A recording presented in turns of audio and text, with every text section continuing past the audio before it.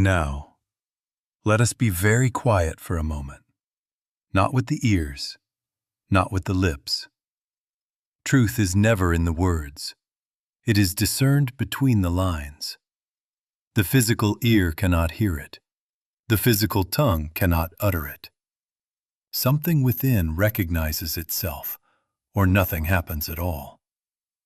Now then, let that inner hearing come to the surface of your awareness, because we are going to name the thing that has kept you in fatigue, in hurry, in personal causation, and we will not pet it. I must. That little phrase, the tiny whip, the private statute you carry into your mourning. You think it is motivation. It is not. It is law. Self-imposed law. And the instant it rises in you, you are no longer in grace. You have entered the human scene of strain and personal government.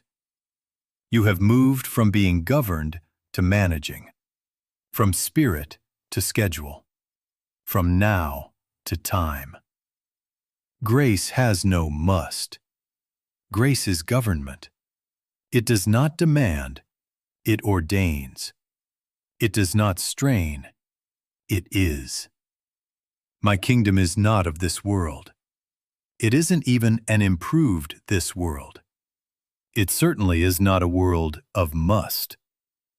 The moment you hear that inner compulsion, I must finish this, I must get there, I must make this work, know what has happened.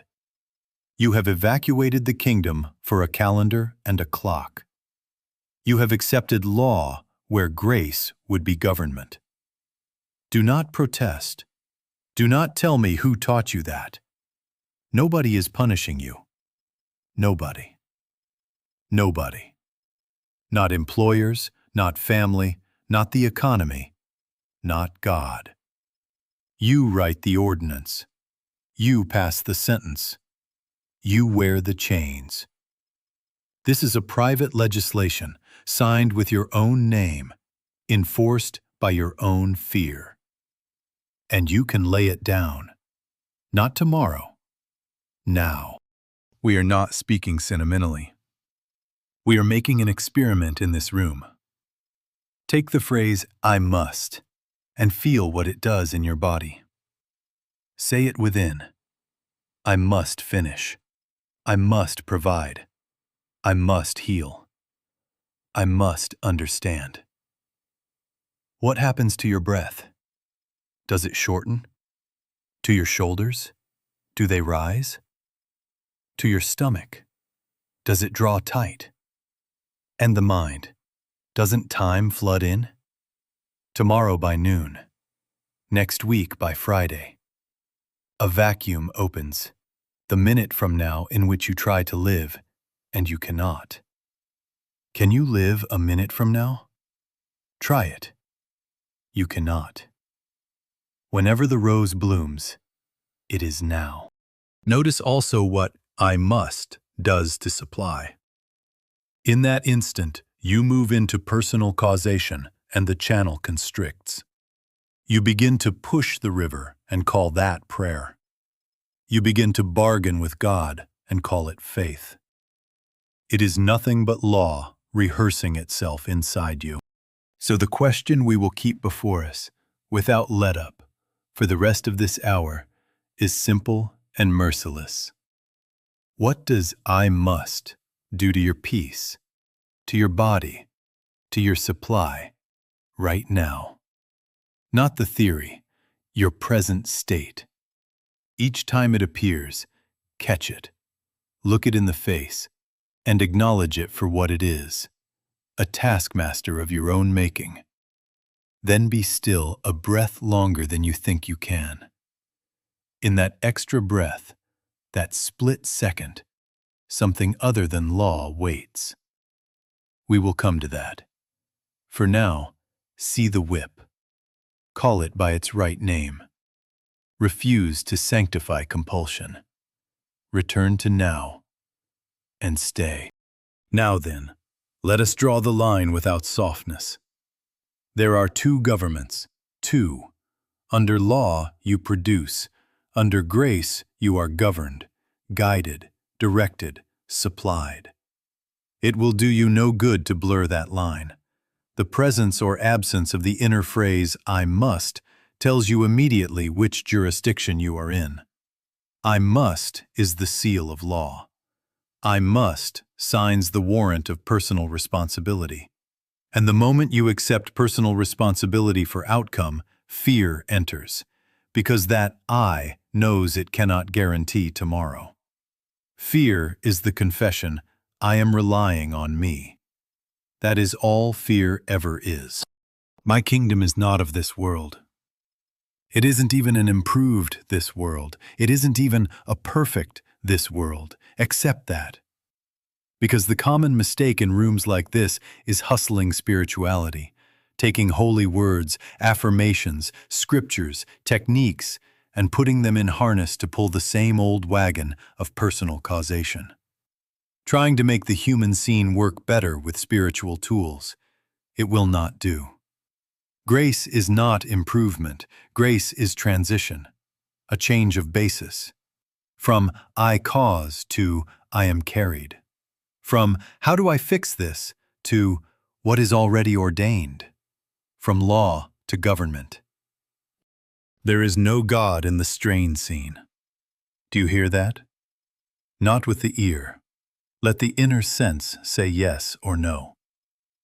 The sensation of pressure, of proving, of guilt, these are signals that you have slipped under law. And under law, supply becomes struggle, because you are attempting to be your own source, your own protector, your own provider. Under grace, responsibility drops and government begins. Not irresponsibility, no. Government.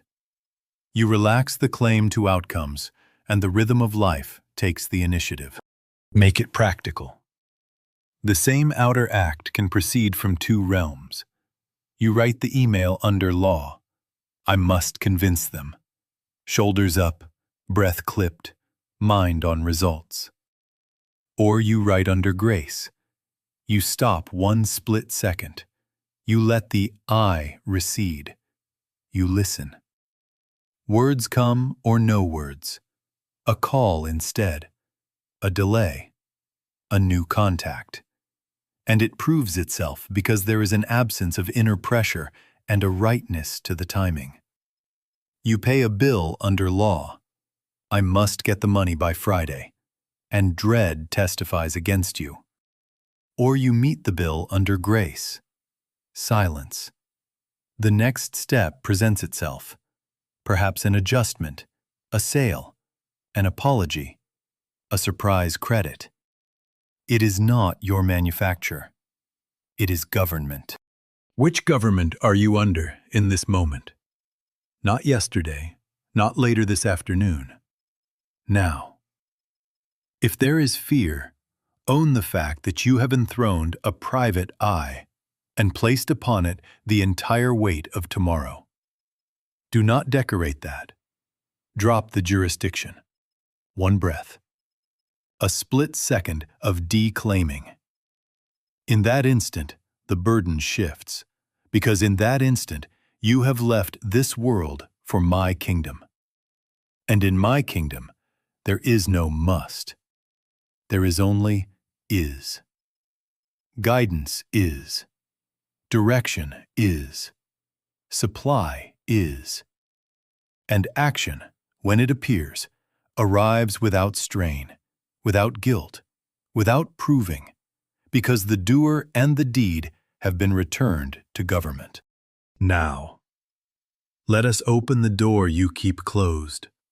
Not to shame you, there is no virtue in shame, but to see what is running you when you are too hurried to see. Every I must is a courtroom erected inside your own breast. The judge is your personal self. The prosecutor is your fear. The defendant is also you. And the gavel, listen to it, is that tiny word, must. The court never adjourns. Daylight to darkness it calls cases. I must make it happen. I must fix them. I must not fail. I must be seen. I must be safe. I must keep control. Do you feel the posture of it? It is not guidance. It is not ordination. It is accusation with a deadline. Every must smuggles a threat. If you do not, something is wrong with you. If you do not, life will punish you. Do not argue this with me. Listen inside. I must make it happen, or else I prove that I am powerless. I must fix them, or else their suffering will be my fault. I must not fail, or else I am unworthy and exposed. I must be seen, or else I do not exist. I must be safe, or else doom. I must keep control, or else chaos will swallow me. Hear the cadence of condemnation? It is never grace. It is always a future debt collector. It breathes in tomorrows. It lives by threat. And because it is your own ordinance, it feels moral. It is not. It is law rehearsing its case inside of you. Here is the spiritual mistake hidden in every count of that indictment. Time and separation. I over here, good over there, and a corridor of minutes between. You grant reality to a minute from now and try to live in it. You cannot. A minute from now is a vacuum. Whenever the rose blooms, it is now. I must is future living disguised as responsibility. It declares, my kingdom is of this world, and I will reach it presently if I strain. My kingdom is not of this world. Not even an improved this world. Not even a perfect this world. The instant you enter time to secure good, you exit grace and seat the judge. Now then, do not bring me your story to excuse your courtroom. Who left you? Who shorted you? Who pressed you? Nobody cares about that. Nobody. Nobody. Not because there is no compassion in this room, but because compassion without truth confirms your prison. Keep quiet and go ahead and struggle if you wish, but if you are here for release, stop asking the room to validate your strain. There is no salvation in narrating your sentence. There is only more hearing of your own law. We are not here to polish your must. We are not here to soften the judge's robe or teach you kinder threats. We are here to see through the court until it dissolves. How? By withdrawing jurisdiction. In one split second of silence, the proceedings halt. The prosecutor loses his voice. The judge forgets the statute. The defendant vanishes because the I that was on trial is gone. Not improved, gone. In that breathless instant, government replaces pressure. No sentence, no appeal, no future is. Let that be your inner practice. Each time you hear the gavel, I must, recognize the room you have entered. Do not plead, do not defend. Step out. How? Silence. A fraction of a heartbeat in which you refuse time and decline separation. The court cannot follow you there. Grace does not argue cases. Grace governs. And under government there is no must, only what is ordained, what unfolds, what is already true now. Now, let us face the simple arithmetic of spirit. You cannot live an hour ago. Try it. Reach back and breathe there. You cannot. You cannot live a minute from now. Try it. Step into that minute and drink air. You cannot. A minute from now is a vacuum. An hour ago is a shadow. Life is not there. Spirit is not there. Grace is not there. Whenever the rose blooms, it is now. Not yesterday's petal. Not tomorrow's color. Now. My kingdom is not of this world, and it is not of yesterday or tomorrow, because those are the machinery of this world.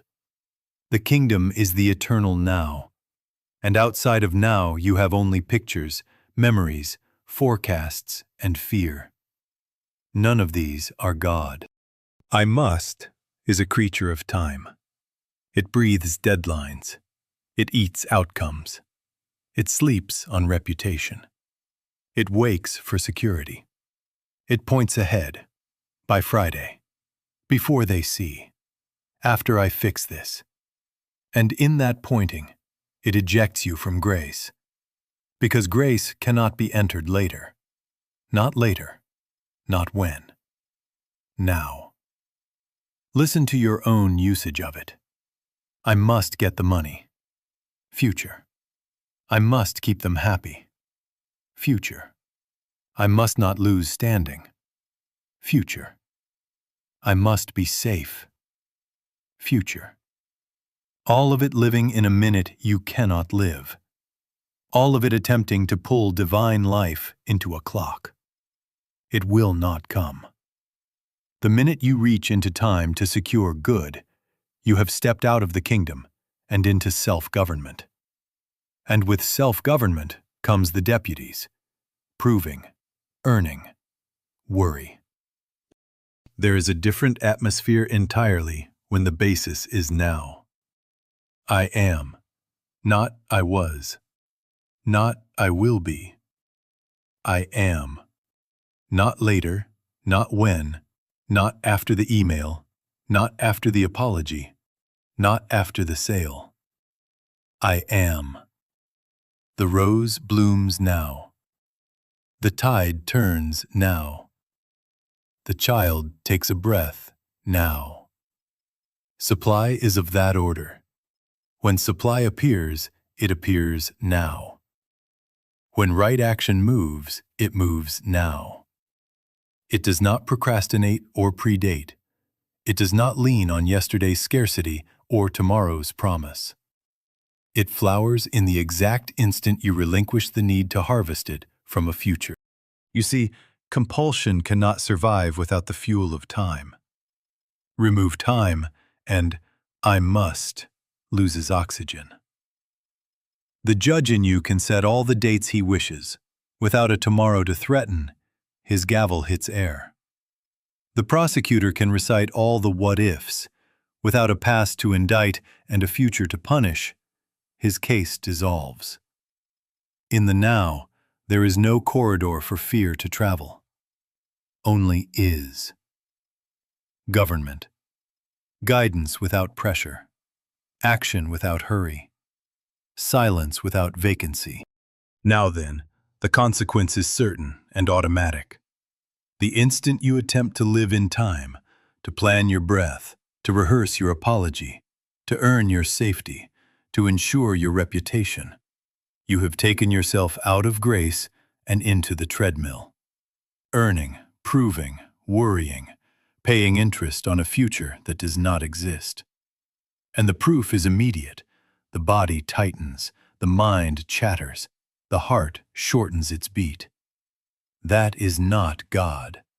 That is law. Return. How? Refuse the minute from now.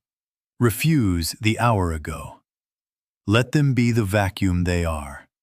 Stand where life is being lived. Now. And watch what happens to the whip hand of I must. Without yesterday to accuse and tomorrow to coerce, it has nothing to hold. The rose blooms, and you are there to see it. The step presents, and you are there to take it. Grace, already present, governs. And compulsion, starved of time, has no more voice. Now, let the statement enter where the ear cannot reach. There is no God in the strain scene. None. Not a little. Not sometimes. Not when it's for a noble cause. The sensation of pressure, hurry, proving, bargaining, manipulating outcomes is the certificate that you have returned to law. Do not varnish it with religious words. Do not attach scripture to your panic and call that faith. God does not enter frantic human causation. My kingdom is not of this world. It isn't even an improved this world. Strain belongs to this world. Grace does not partner anxiety. Grace is government, and government does not pant. Do not confuse this with disbelief. This is not atheism. It is accuracy. Spirit refuses the place you have assigned to it, your harness, your deadlines, your reputation salvage, your private rescue plan. Spirit is not a booster rocket for your I must. It is not a stimulant for your fear. The moment you attempt to yoke God to your program, you have enthroned the personal sense and demoted the infinite to an assistant. That is why your piety exhausts you. You are still making your demonstration. You are still the cause. And cause, in the human sense, is always tired. Listen to counterfeit holiness. I must pray more. I must meditate longer. I must serve harder. I must sacrifice until heaven notices. Do you hear the old prison in a new robe? Spiritual ambition is still ambition. It is the same I tightening its fist around a spiritual vocabulary.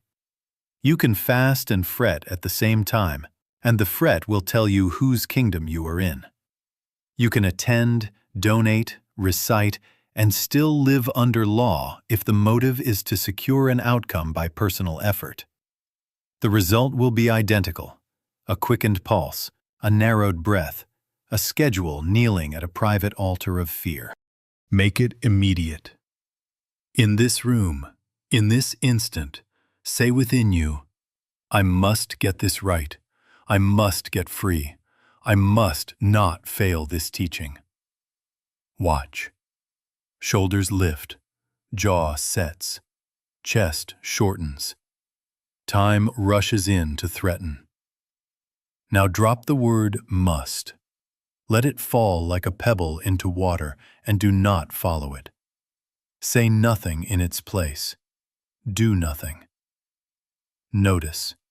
The loosening is evidence. The quiet, even if brief, is the first sign of government returning. Do not argue with your body. It testifies honestly to the jurisdiction you are under. There is one remedy that is not another technique. A moment of inner turning beyond words, beyond mental effort, beyond bargaining. A split second of silence in which the self-causer is not consulted. Thought stops, half a breath, and the government of grace reappears as what has always been. Not a help to your plan, not a partner to your push, a replacement. In that instant, the strain scene dissolves. It cannot survive without your agreement. Refuse the agreement and refuse it now. Not with phrases, with silence. The earth of pressure melts, and you find yourself already carried, already supplied, already directed, without the whip, without the clock, without the pious sweat of I must. Now, let the mechanism be named plainly and not argued. The physical ear cannot hear truth. The physical tongue cannot utter truth. Do you see? Words about God are not God.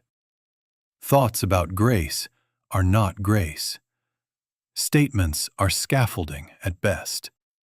Truth is discerned between the lines, when the mind loses its grip for a fraction and ceases rehearsing, ceases projecting, ceases bargaining. In that gap, no sentence, no plan, Spirit announces itself, not as sound, not as syllable, but as presence. My kingdom is not of this world. Therefore it cannot be approached by the instruments of this world, ears and arguments, lips and effort. It is entered in the moment thought stops and the inner ear opens. Now then, the signature event is brief, a split second, not a practice that stretches time, a crack in time. One heartbeat in which the compulsion to get, fix, win, or defend is not consulted. You do not draft a better affirmation. You do not brace the will. You let the entire machinery of "I must" run out of steam before it completes its next cycle. And in that stillness, no reaching forward, no turning back, the truth rushes. Not a line of doctrine, not a phrase.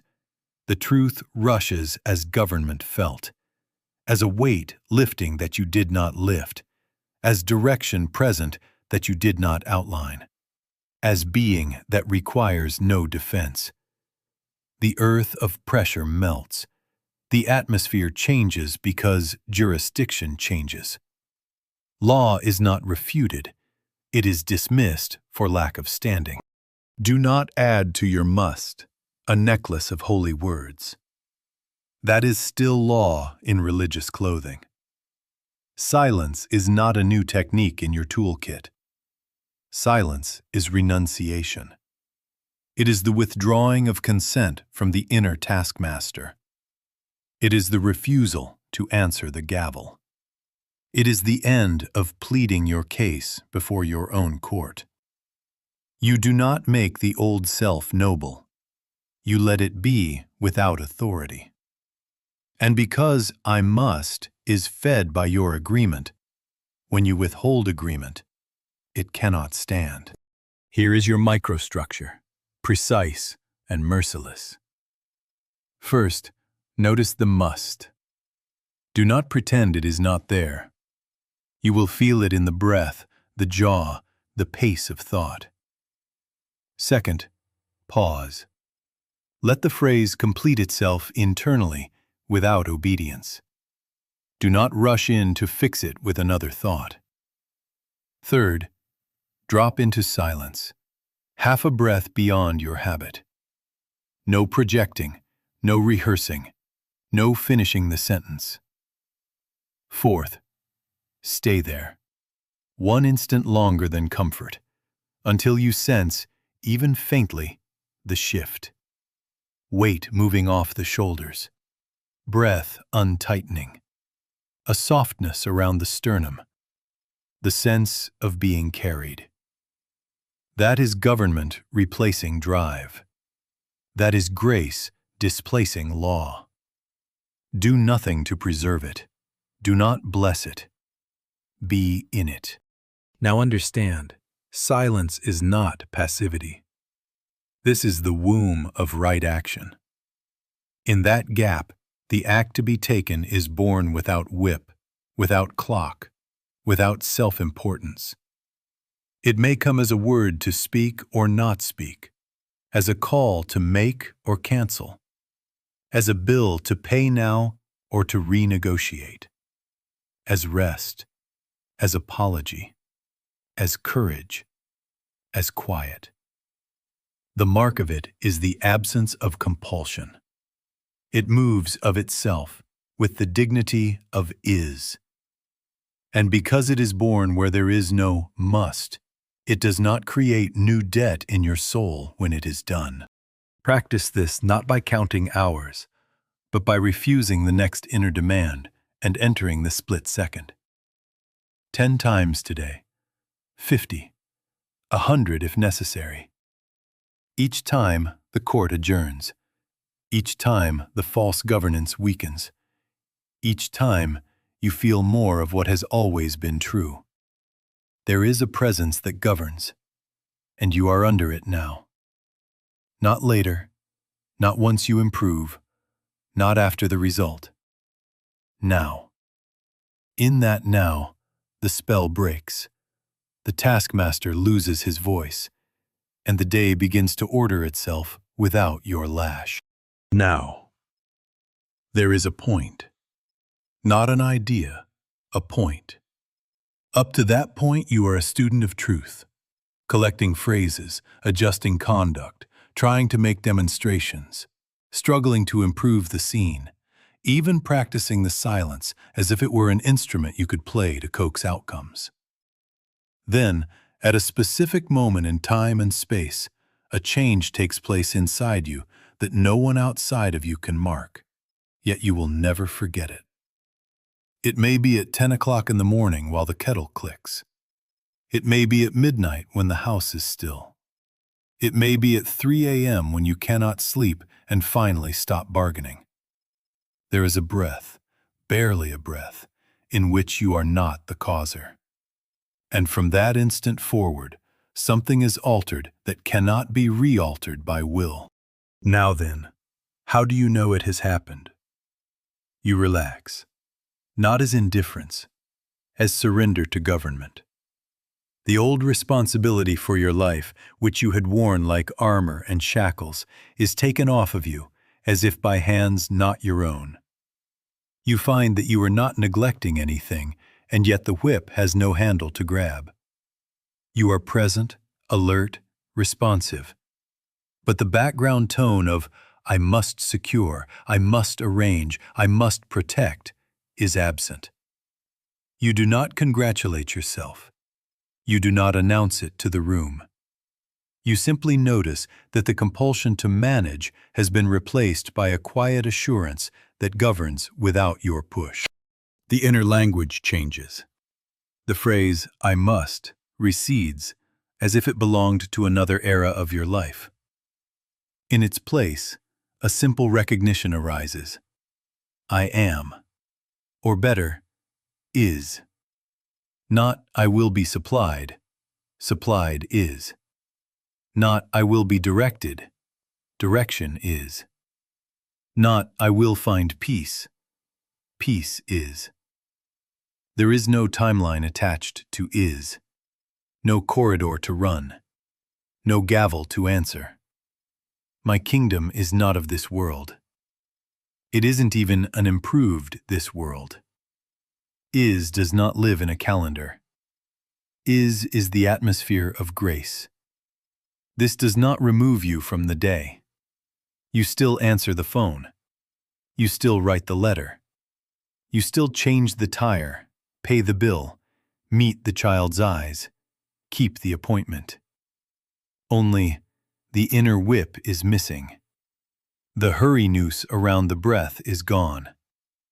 The same acts proceed, but they do not draw life from your fear, and they do not deposit debt in your soul. The outer might look similar. The within is different by a universe. Do not romanticize this as a haloed mood. It is practical and plain. You may be washing dishes at 10:03 when you notice an ease that does not come from finishing the sink. You may be walking through a doorway at 12 o'clock and sense the invisible hand that moves you without order or threat. You may be woken at 3:17 with the sure knowing to act or not act, and there is no tremor in it.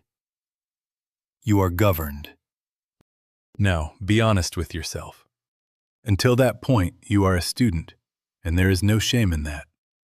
Read, listen, practice the split second. Refuse the next must.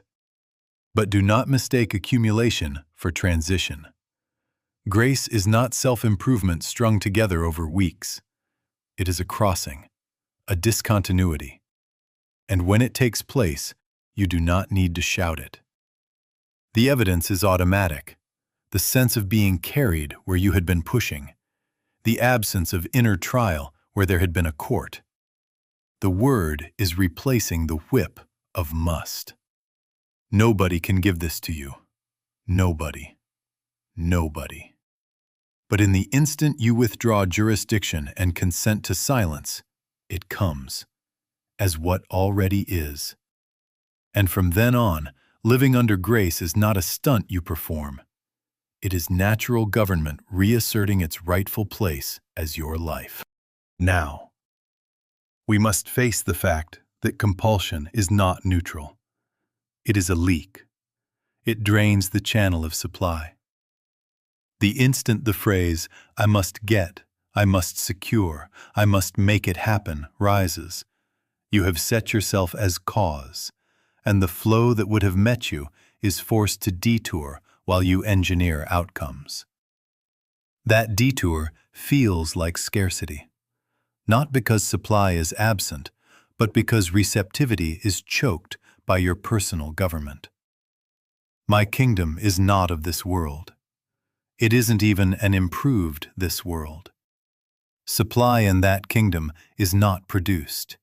It is recognized, received, and expressed without the whip. Now then, make the paradox operational.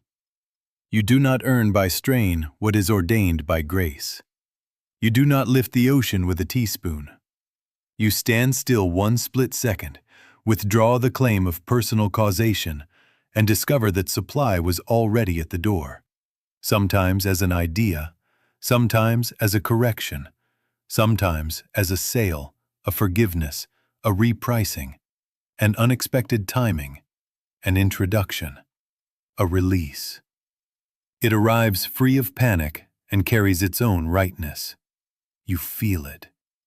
Not excitement and fear mingled, steadiness and clarity unmixed.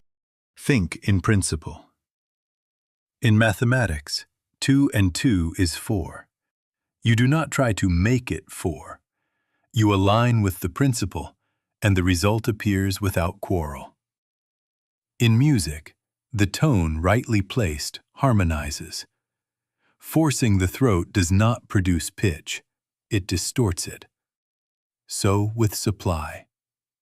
Integrity under grace is the principle. When you refuse the lie, the shortcut, the flattery, the self-exaltation, you are not trying to be good. You are aligning with lawfulness of spirit, and the result, sufficiency, follows as inevitably as 4 follows 2 and 2. The bank teller of conscience does not try to give the right change. She cannot do otherwise under principle. Mark the signs of law supply, so you do not baptize them. Frantic budgeting that tightens breath. Obsessive planning that imagines 10 tomorrows at once. Bargaining with God. If you give me this, I'll give you that. Comparing yourself and coming up short or proud. Impulse buying in fear of missing. Delaying in fear of failing. All testify. You are self-causer, and the channel is narrowed. Contrast that with grace supply, a quiet ledger, clarity about the next honest step, timely openings that do not require groveling, sufficiency without panic, willingness to adjust without shame, a yes or no that presents itself with dignity. Do not argue this with sentiment. You cannot must your way into abundance. Nobody can. Nobody. Nobody. The very pressure you bring is the evidence you have left the only atmosphere in which supply is visible. Now. Refuse compulsion, and do not replace it with a pious formula. Half a breath of silence. Withdraw jurisdiction. Let the personal plan fall through your fingers, then watch what act is given. You will be ordinary and clean, and it will carry provision with it. Not as a prize for strain, but as demonstration of government. Where grace governs, there is no drain, only flow. Where there is flow, there is enough. And enough is now. Now. We do not leave the human day. We still answer the phone. We still return the message. We still keep the appointment, pay the bill, sign the document, set the table, hold the child, lock the door. Only this, we refuse the inner whip. My kingdom is not of this world. It isn't even an improved this world. Therefore the manner of living shifts. The same acts, a new government. Here is your posture for the day. Not a mantra, not a trick. A listening. Instead of I must, ask within, what is mine to do now? Then be silent a split second longer than habit. Let the personal causer fall through your fingers. Notice what presents itself as the next honest step. It will be plain. It will be doable. It will not require a whip to begin. Sometimes it is a phone call. Sometimes it is to wait 10 minutes. Sometimes it is to reprice, to renegotiate, to apologize, to send the small payment today without theater. Sometimes it is rest. You will know because there will be steadiness in it. No bargaining, no hurry noose, no guilt hum behind the ribs. Deadlines do not vanish. They are translated. Under law, a deadline is a threat. Under grace, it is simply a frame for the act that is now. You do not live in Friday. You live in this step. The piece that is yours to do appears, is done cleanly, and the rest is left without fear to the government that sent you. Try to live a minute from now. Vacuum. Try to live an hour ago. Shadow. Return. Return. Return. Each return starves the compulsion that would make the day a courtroom. Relationships are not exempt. I must change them is law. Let it be seen for what it is. Manipulation in concerns clothing. Grace reveals right boundaries, right words, or quiet restraint. With the child in turmoil, the inner whip says, I must fix this now or I have failed. Stop. Silence. What is mine to do now? Perhaps it is to sit on the floor, to breathe, to hold. Perhaps to remove the iPad. Perhaps to say nothing. With a colleague who delays, law says, I must force this through. Stop. Silence. Perhaps a clear request without edge. Perhaps a new path. With a partner's storm, law drafts you into control. Grace may set a boundary, or wash the dishes without commentary, or go for a walk. The mark of grace is absence of inner threat in you. You are not arranging outcomes. You are consenting to government. Make the renunciation rule-like. Give up tomorrow as a place to live. Give up yesterday as a place to argue from. When you catch yourself relocating, planning your breath a day ahead, pleading your case an hour behind, stop. Half a breath. The court adjourns. 10 times. 50 times. 100 if necessary. Not with a sentence, with silence. Each refusal of must reopens the channel you had narrowed. Action then comes forward uncoerced and leaves no debt of strain behind it. Now then, the consequence is wider than your tasks. As compulsion dissolves, you become a quiet room in the human scene, less reactive to its passions, less drafted by its urgencies, more exact, more tender, more firm, more timely, without push. People rest near you without knowing why. Work clears around you without fanfare. Provision arrives without applause. You remain in this world, but not of it, a presence governed. And the day, which used to ride you with spurs, becomes simply the unfolding of is. Guidance is. Direction is. Supply is. And you, without the whip, are the proof.